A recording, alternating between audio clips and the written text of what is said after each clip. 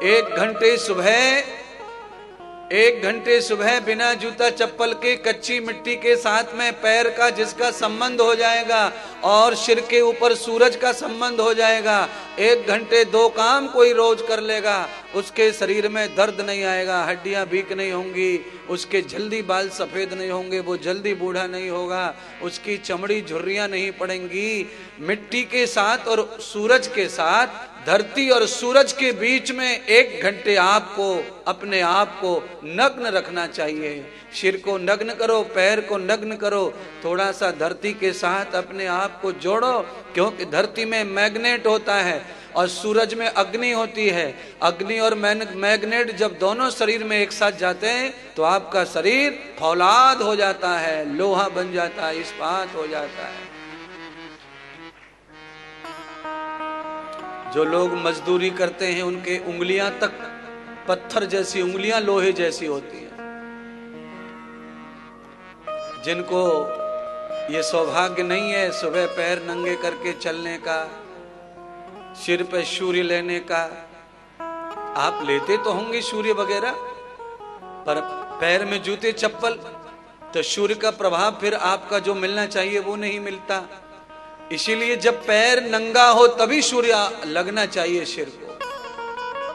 सूर्य और पैर ये दोनों तल और थल दोनों एक साथ मिलने चाहिए धरती और आकाश के बीच में। देखो फिर जिनका भी शरीर दर्द करता है, हड्डियां दर्द करती हैं, घुटना दर्द करता है, उन सबको मैं कहना चाहता हूं कि 1 घंटे सुबह निकालो, नग्न चलो पैरों से, कच्चे रास्ते पे घूम के आओ, उगते हुए सूर्य की किरणें सिर के ऊपर पड़ने दो, आपके शरीर में अग्नि प्रभाव हो जाएगा और सब दर्द चला जाएगा। अग्नि प्रभाव कम होने से ही आपके शरीर में शीत प्रभाव आता है और शीत प्रभाव से संधिवात बनता है, संधिवात, गठियावात, आमवात और जॉन्डिस बन जाता है, अनेक बीमारियां हो जाती हैं। इसीलिए सुबह सुबह इतना कार्यक्रम भी करना है। अच्छा, कौन बताएगा ये? सूर्य बताने नहीं आएंगे, चंद्रमा बताने नहीं आएंगे, और कोई नहीं बताने आएगा। ये गुरु ही बताएगा कि तुम्हारे शरीर में कैसे विटामिन बढ़े, कैसे B12 बढ़े। साधु बताएगा, ये कथा बताएगी, ये सत्संग बताएगा। चंद्रमा सभी जड़ी बूटी, वनस्पति, औषधियों में ताकत डाल देता है। शायद ऐसे साधु महात्मा कोई गुरु न करते होंगे, पर महिमा गुरु की इनसे ज्यादा है। क्यों?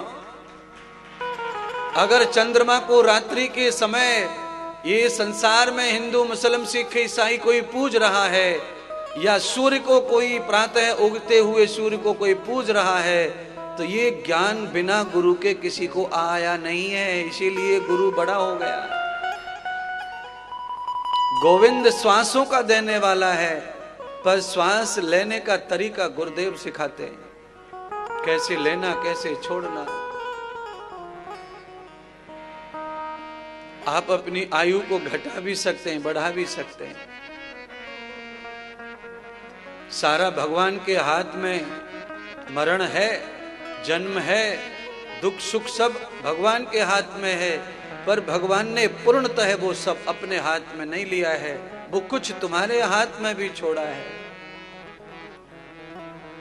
जन्म मरण भगवान का तो है, पर आधा तुम्हारे हाथ में जन्म मरण।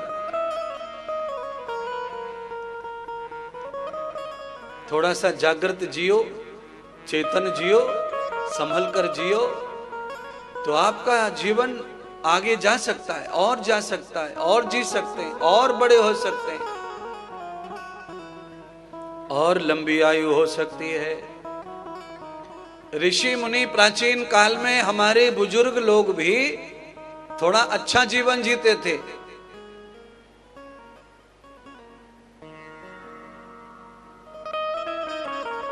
परिश्रम करते थे, बढ़िया खाते थे, मोटा अनाज, मोटा भोजन, मोटी रोटी, मोटी सब्जियां, पानी पीते थे जाड़ा 4-5 लीटर, अच्छी नींद सोते थे, ज्यादा प्रपंच में नहीं रहते थे, और सुबह शाम मंदिर आदि बैठ भजन कर लेते थे। कुआं बावड़ी पे जाके नहा लेते थे, सूरज को अर्घ दे लेते थे, सुबह सुबह मिट्टी में पैदल चलते थे, जूते चप्पल की सुविधा नहीं थी, इसीलिए शरीर में calcium, vitamin D, vitamin B12 ये सब भरपूर बना रहता था।